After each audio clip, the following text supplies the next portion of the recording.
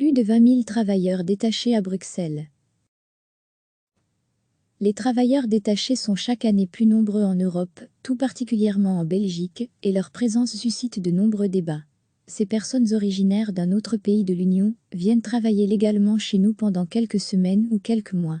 Combien sont-ils exactement à Bruxelles? Actiri, l'agence bruxelloise pour l'emploi, a commandé une étude. Les résultats viennent de tomber. En moyenne, ces travailleurs détachés seraient un peu plus de 21 000 à exercer en permanence à Bruxelles. De quelle origine sont-ils? 90% d'entre eux sont des ressortissants européens.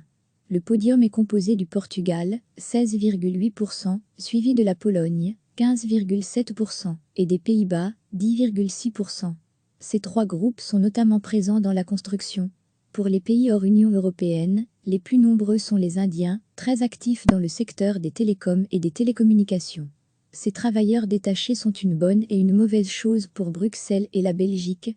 Une bonne chose, car ils offrent une main-d'œuvre disponible et efficace dans des secteurs où notre pays en manque cruellement. Un exemple simple, la construction.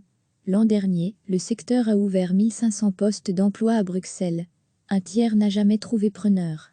Et beaucoup d'autres ont été pourvus grâce à des travailleurs détachés. Mais la mesure a aussi ses inconvénients. Ces travailleurs détachés paient leurs lois sociales dans leur pays d'origine. La sécurité sociale belge n'en profite donc pas. Et dans certains secteurs, comme les conducteurs poids lourds par exemple, des entreprises belges et travailleurs estiment que ces avantages créent une concurrence déloyale. Recevez chaque matin l'essentiel de l'actualité. Cliquez sur s'abonner pour recevoir les dernières nouvelles.